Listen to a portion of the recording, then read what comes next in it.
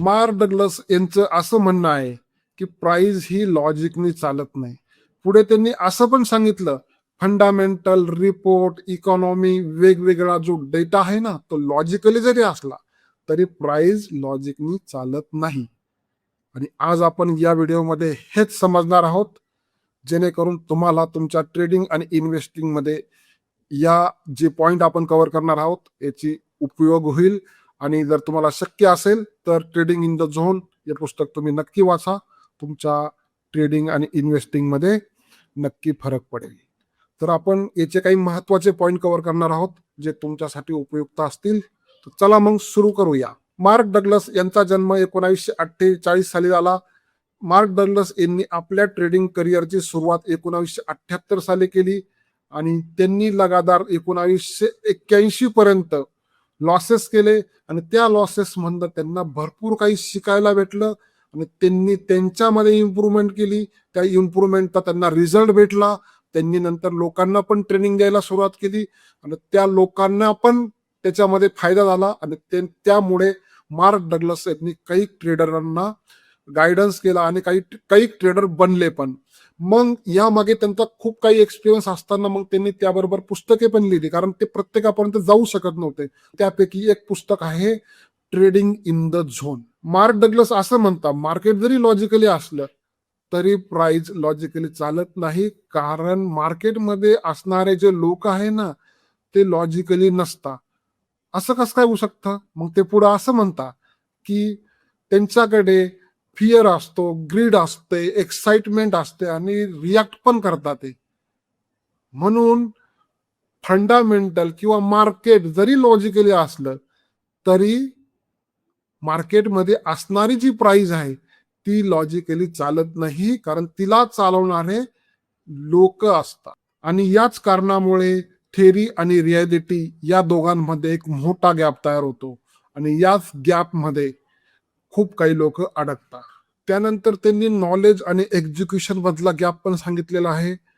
खूप वेळेस आपण असं करतो की एखादं अनालिसिस करतो, चार्ट ट्रेडिंग करतो, इंडिकेटर ट्रेड करतो आणि त्यानंतर आपलं अनालिसिस सांगतं की नाही आता इथे आपल्याला ट्रेड घ्यायला पाहिजे, पण तो आपण ट्रेड घेत नाही आणि त्यानंतर आपला जो ट्रेड आहे तो बराबर जातो आणि त्यानंतर काय होतं मग मग आपण म्हणतो की नाही यार मी तर बरोबर ट्रेड घेतला होता.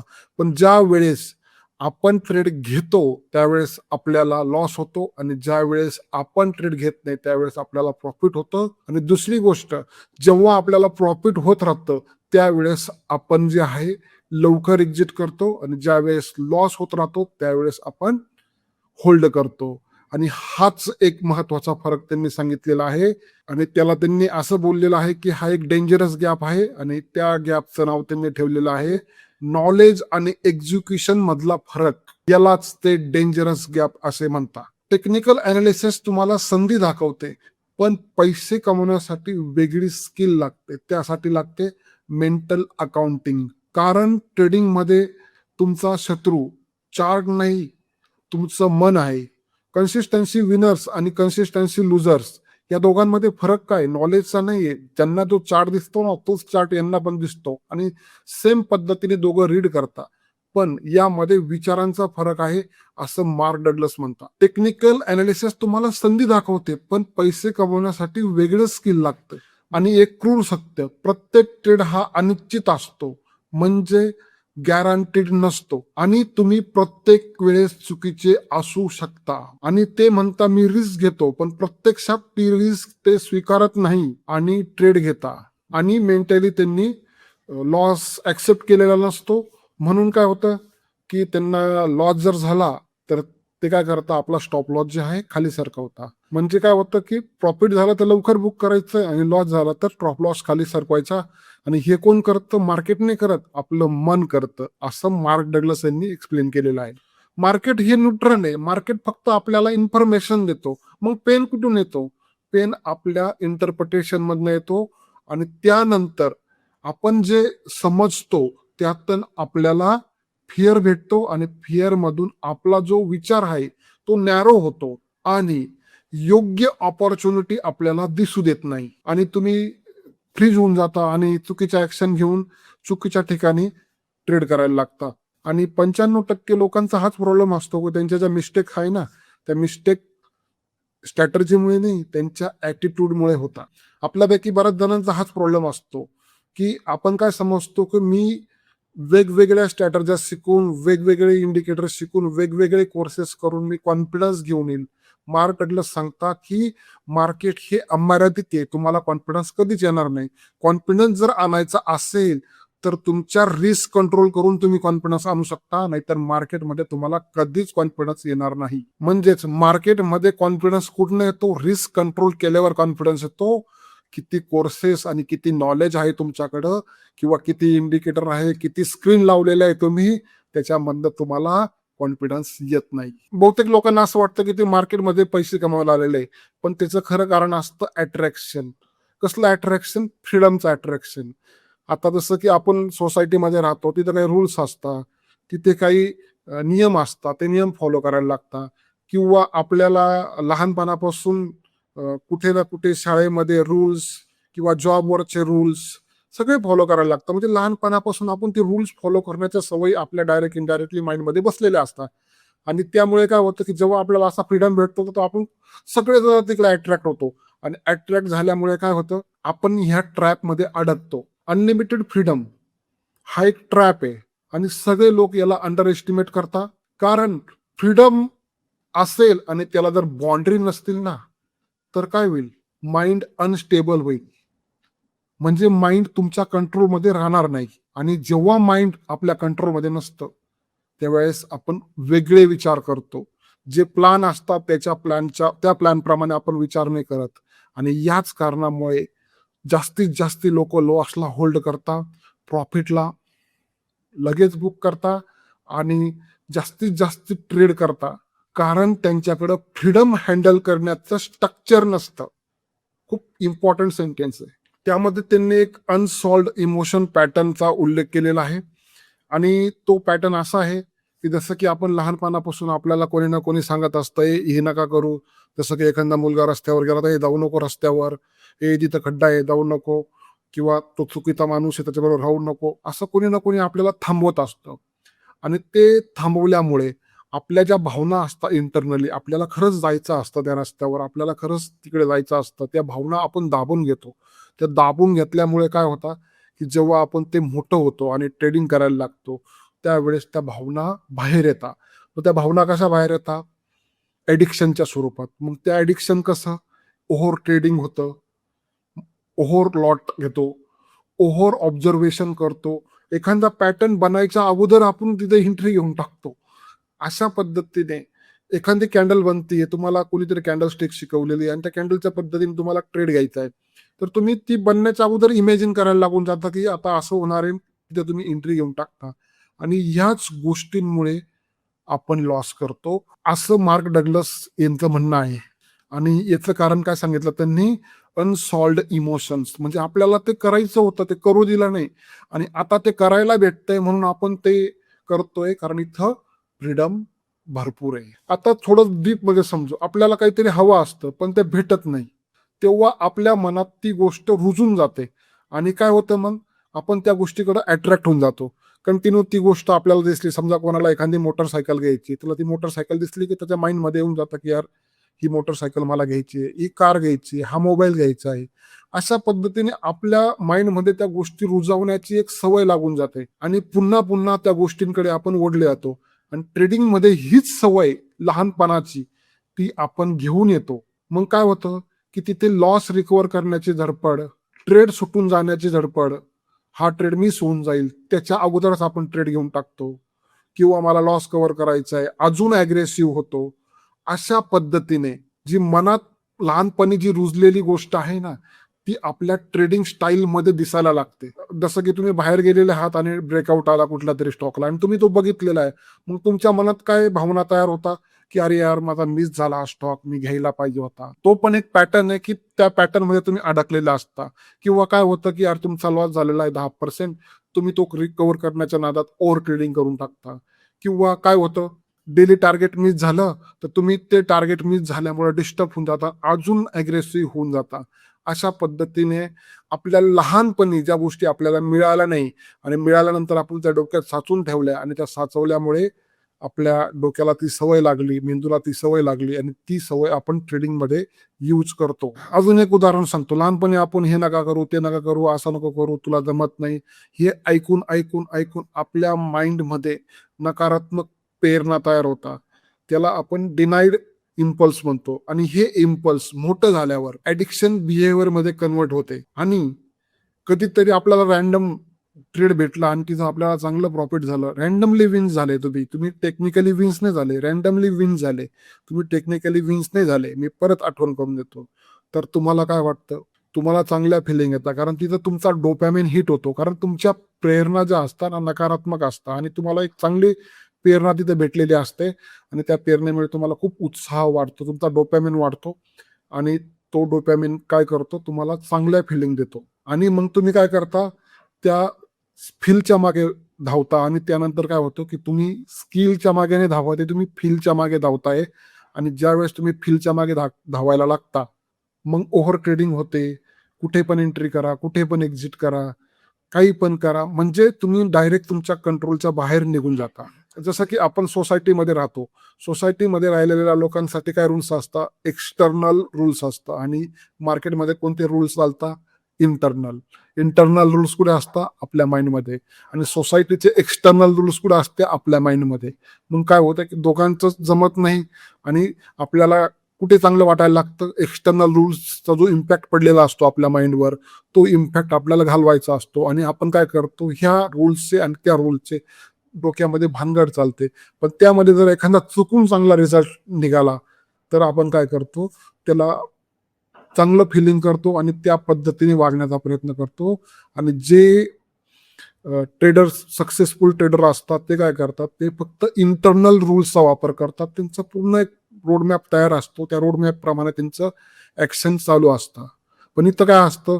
इंटरनल रूल्स आणि एक्सटर्नल रूल्स दोन्ही रूल्सची खिचडी होऊन जाते आणि त्यामध्ये तुमचा एक वेगळाच काहीतरी रूल्स तयार होतो आणि त्या रूल्सच्या फिलिंग तुम्हाला खूप चांगल्या येतात जेव्हा रँडमली रिझल्ट भेटतात तेव्हा आणि त्यावेळेस काय होतं? मग तुम्हाला ती सवय लागून जाते आणि अशा पद्धतीने तुमचे डिसिजन चुकीचे व्हायला लागतं, असं मार्क डग्लस म्हणताय.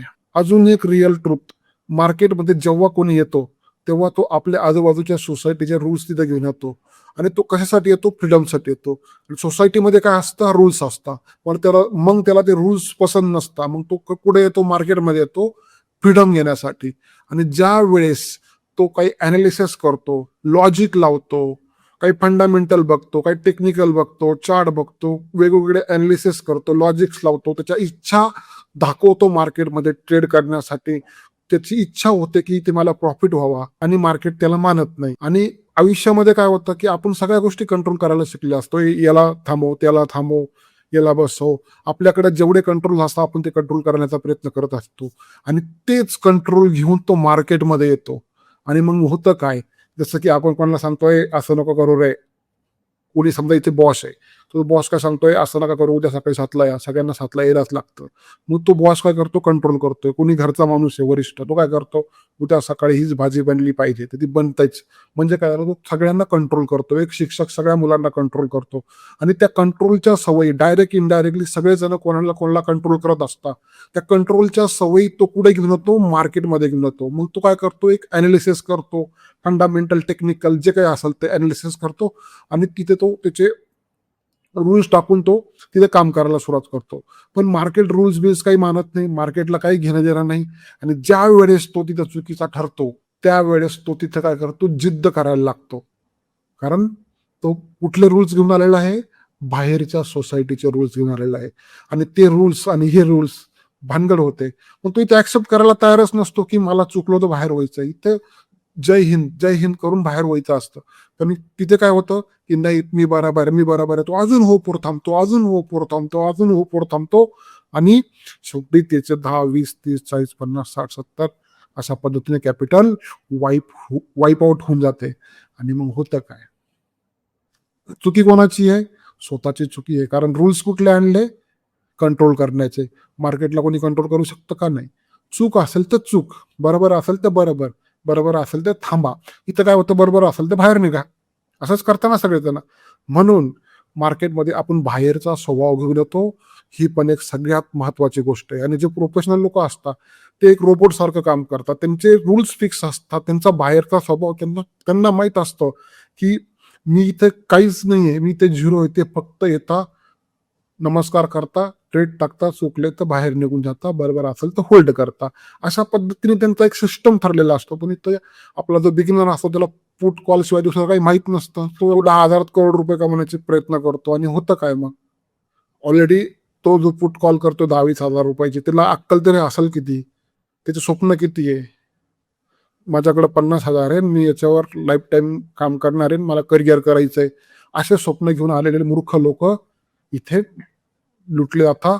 आणि त्यांची स्वप्न कशी असतात, त्यांना तेवढा कॉमन सेन्स पण नसतो की 50 1-2 लाखात काय त्याचं पूर्ण जिंदगी चालणार आहे इथं, पण ते करत राहतात. अशा पद्धतीने बाहेरचे रूल्स घेऊन इथे येतो. आणि इथे फ्रीडम असल्यामुळे काय होतं की तो 1-2 लाख रुपये पुट कॉल करणारा जो येतो ना इथे, तो काय करतो की तो त्याचा कॉमन सेन्स विसरून जातो. आता जर त्याच्या रिअल जिंदगी सांगितलं 2 लाख रुपये घे आणि जगून दाखव, जगल का? तो नाही जगू शकत. पण इथं त्याच्या ऍक्सेप्टेशन वाढून जातात. कारण काय? फ्रीडम. किती पण बटणं दाबा, पैसे बनतील. म्हणजे काय? त्याचे ऍक्सेप्टेशन असं चालू होऊन जातं की जेवढे बटणं दाबले तेवढे पैसे बनतील.